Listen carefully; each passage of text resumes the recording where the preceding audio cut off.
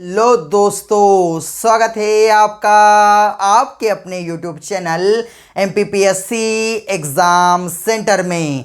आज हम आप लोगों के साथ में MP सीरीज के अंतर्गत एक मार्क ओरिएंटेड टॉपिक जिसका नाम है मध्य प्रदेश में सांस्कृतिक संस्थाओं एवं अकादमियों के बारे में, साथ ही साथ सृजन पीठ के बारे में इस वीडियो के माध्यम से विस्तार पूर्वक चर्चा करने वाले हैं। संपूर्ण जानकारी आप लोगों को मानचित्र के द्वारा उपलब्ध कराने वाला हूं। मेरा आपसे प्रॉमिस है, इस वीडियो को देखना, एक क्वेश्चन भी इस टॉपिक से नहीं छूटने वाला। तो आइए बात करते हैं इस टॉपिक के बारे में। सबसे पहले आपको समझना पड़ेगा अकादमी किसे कहते हैं। जो भी राज्य होता है ना, उसके अंतर्गत साहित्य के विकास के लिए, कला के विकास के लिए एक संगठन बनाया जाता है, जिससे क्या हो सके, किसी भी जो साहित्य है,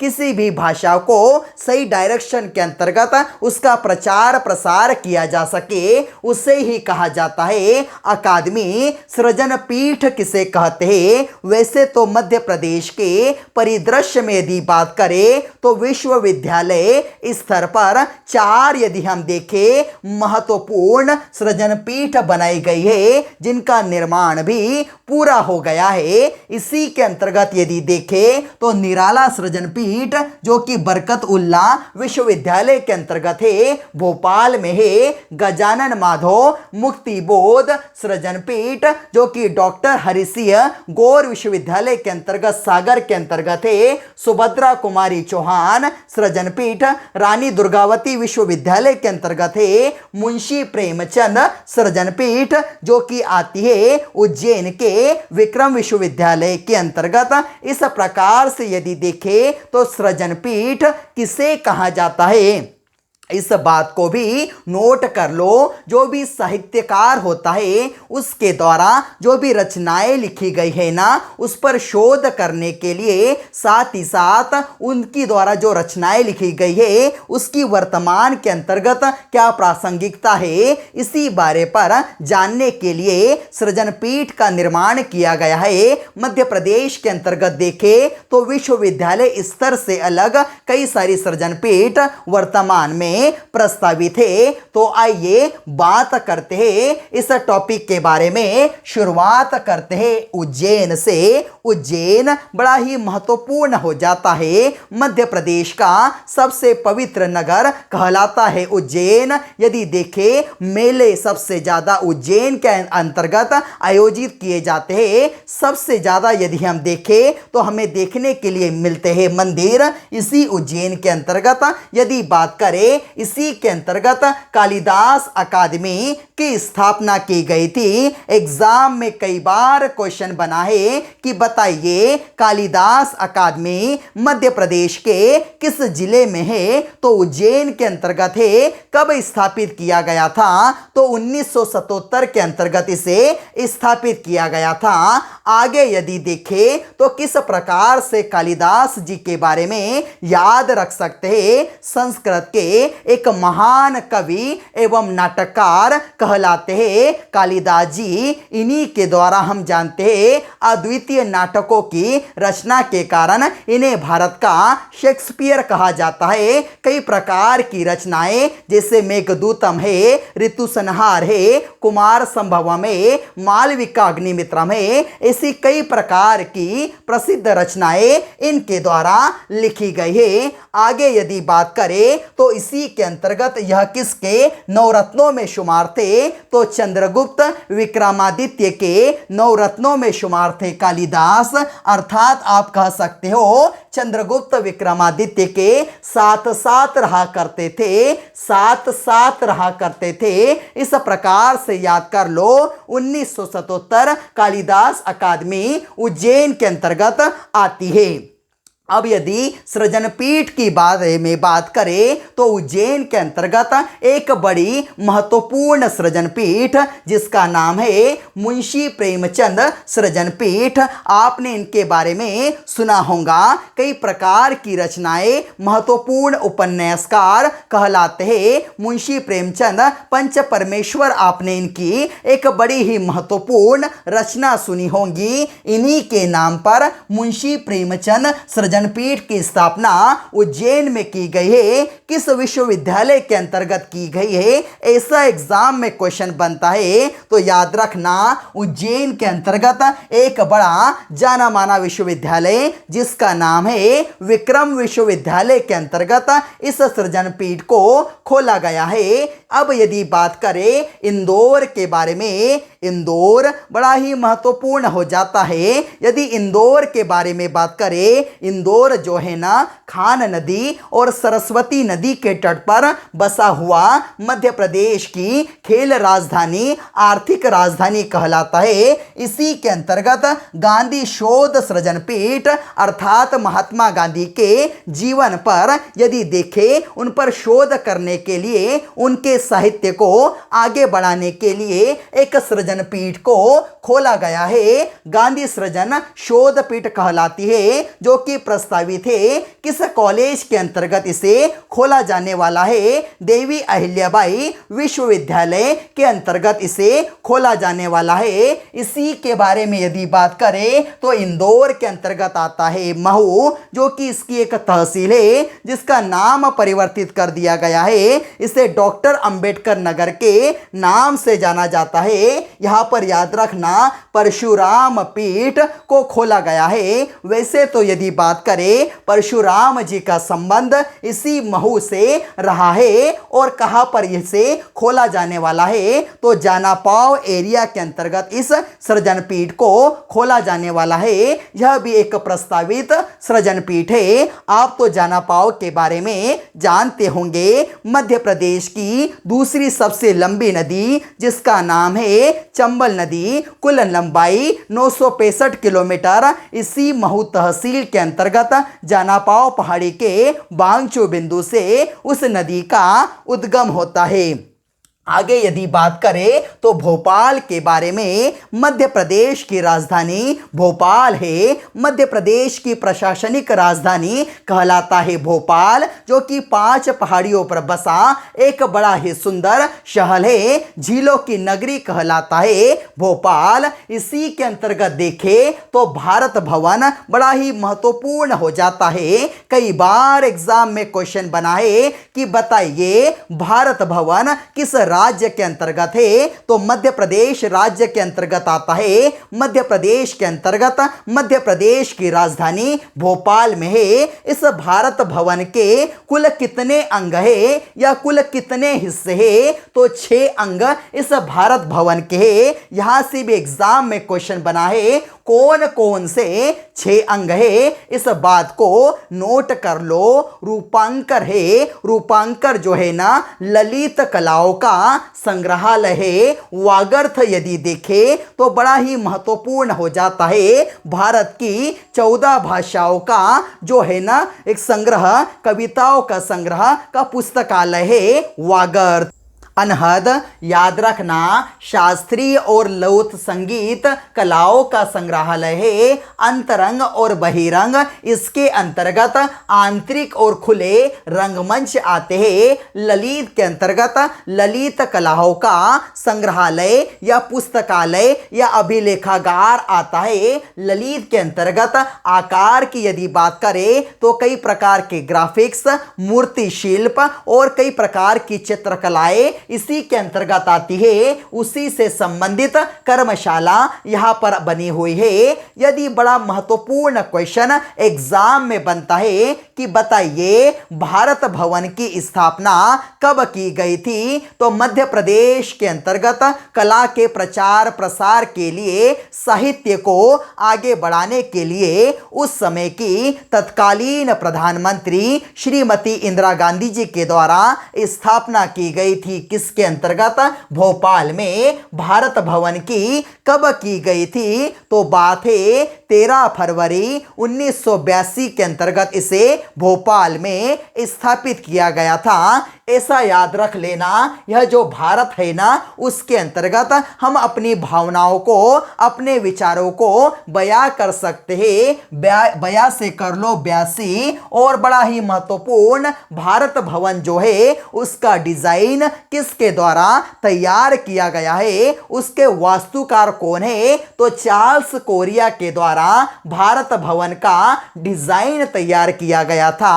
आगे यदि बढ़े तो मध्य प्रदेश कला परिषद के बारे में बात करते हैं। बड़ा ही महत्वपूर्ण, मध्य प्रदेश के अंतर्गत कला को प्रोत्साहित करने के लिए, कला के उन्नयन के लिए स्थापना की गई थी मध्य प्रदेश सरकार के द्वारा। मध्य प्रदेश कला परिषद की कब की गई थी, तो 1952 के अंतर्गत की गई थी। किस प्रकार से याद रख सकते हो, आप जानते हो मानव के अंतर्गत, मानव शरीर में 2 हाथ होते हैं और दोनों हाथों के अंतर्गत 5-5 उंगलियां होती है। मानव जितनी भी कलाएं करता है इन्हीं 5 उंगलियों से, दोनों हाथों की उंगलियों से कलाएं करता है। इस प्रकार से याद रख लो 1952। और बड़ा महत्वपूर्ण, मध्य प्रदेश कला परिषद के द्वारा याद रखना, ग्वालियर के अंतर्गत तानसेन समारोह और इस छतरपुर के अंतर्गत जो खजुराहो आता है, खजुराहो समारोह का आयोजन किया जाता है। इस बात को भी नोट कर लो। आगे यदि बढ़े तो बात करते हैं मध्य प्रदेश साहित्य परिषद के बारे में। मध्य प्रदेश के अंतर्गत साहित्यिक और सांस्कृतिक विकास के लिए मध्य प्रदेश सरकार के द्वारा, जिस समय हमारा मध्य प्रदेश 3 भागों में बटा था, भाग ए, भाग बी और भाग सी के अंतर्गत भाग C central province and Brar कहलाता था। उसी की राजधानी नागपुर हुआ करती थी। वहीं पर स्थापित किया गया था मध्य प्रदेश साहित्य परिषद 1954 के अंतर्गत।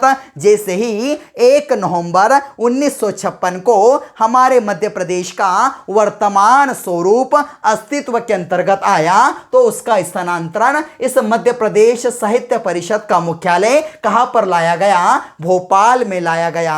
आगे यदि बढ़े तो मध्य प्रदेश हिंदी ग्रंथ अकादमी के बारे में बात करें। वैसे तो इसकी स्थापना मध्य प्रदेश उच्च शिक्षा विभाग के अंतर्गत की गई थी और मध्य प्रदेश उच्च शिक्षा विभाग के अंतर्गत यह अकादमी कार्य करती है। और बड़ा ही महत्वपूर्ण, मध्य प्रदेश के अंतर्गत विश्वविद्यालय स्तर की पुस्तकों का प्रकाशन इसी मध्य प्रदेश हिंदी ग्रंथ अकादमी के द्वारा किया जाता है। 1969 के अंतर्गत मध्य प्रदेश हिंदी ग्रंथ अकादमी को स्थापित किया गया था। ईयर बिल्कुल मत भूलना, यहां से भी एग्जाम में क्वेश्चन बन सकता है। मध्य प्रदेश उर्दू अकादमी के बारे में बात करें तो उर्दू भाषा के हम देखें विकास के लिए, उसके साहित्य के उन्नयन के लिए, उसे आगे बढ़ाने के लिए मध्य प्रदेश उर्दू अकादमी की स्थापना 1976 के अंतर्गत की गई थी। आगे यदि बढ़े तो मध्य प्रदेश सिंधी अकादमी के बारे में बात करते हैं। सिंधी भाषा बड़ी ही महत्वपूर्ण भाषा हो जाती है मध्य प्रदेश के परिदृश्य में। यदि बात करें, कई सारे सिंधी भाई लोग हमारे मध्य प्रदेश के अंतर्गत निवास करते हैं, तो उनका जो साहित्य होता है, यह जो सिंधी भाषा है ना, उसके विकास के लिए स्थापना की गई थी। किसकी? तो सिंधी अकादमी की। और सिंधी अकादमी के ही द्वारा सिंधी भाषा पर शोध करने के लिए, उसके उत्थान के लिए क्या दिया जाता है, किसी भी व्यक्ति को अनुदान भी प्रदान किया जाता है। आगे यदि बात करें, अटलामा इकबाल अदबी मरकज, जिसे 1984 के अंतर्गत स्थापित किया गया था, इसका भी उद्देश्य क्या था, तो वही उर्दू भाषा एवं साहित्य के विकास के लिए इसे स्थापित किया गया था। अब यदि बात करें मध्य प्रदेश संस्कृत अकादमी के बारे में, इसे कब स्थापित किया गया था? तो 1985 के अंतर्गत स्थापित किया गया था। एक स्टूडेंट है जिसकी संस्कृत बड़ी अच्छी है, उसे कितने मार्क्स आए? 100 में से 85 मार्क्स आए। इस प्रकार से याद रख लो, 1985 मध्य प्रदेश संस्कृत अकादमी संस्कृत भाषा को आगे बढ़ाने के लिए, उसके उन्नयन के लिए संस्कृत भाषा से संबंधित जितने भी साहित्य है उस पर शोध करने के लिए इस अकादमी को 1985 के अंतर्गत भोपाल में स्थापित किया गया था।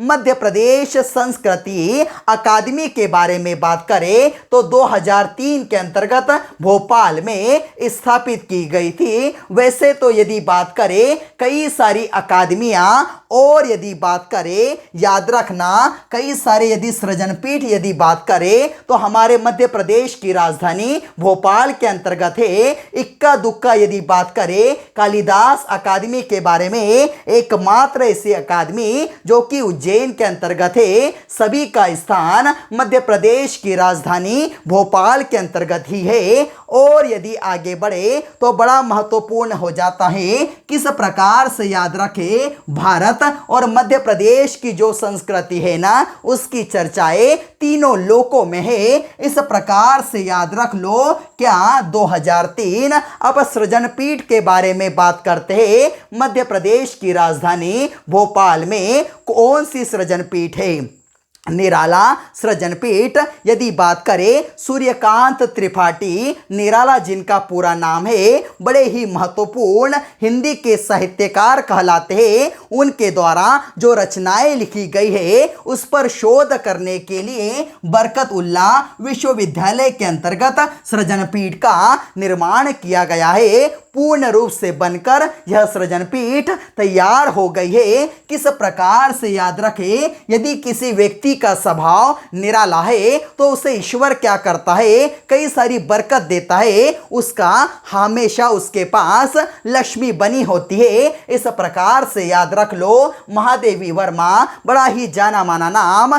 यदि हिंदी साहित्य के परिदृश्य में बात करें, इन्हीं के नाम पर महादेवी वर्मा सृजन पीठ का निर्माण किया गया है, जो कि प्रस्तावित है। किस विश्वविद्यालय के अंतर्गत प्रस्तावित है? तो अटल बिहारी वाजपेयी हिंदी विश्वविद्यालय के अंतर्गत महादेवी वर्मा सृजन पीठ प्रस्तावित है। आगे यदि बात करें उस्ताद अलाउद्दीन खां संगीत अकादमी के बारे में, वैसे तो आपको पता होना चाहिए हमारे मध्य प्रदेश के जाने माने, मध्य प्रदेश ही क्या संपूर्ण भारत के जाने माने सरोद यदि कोई सबसे अच्छा बजाते हैं तो उस्ताद अलाउद्दीन खां बजाते थे।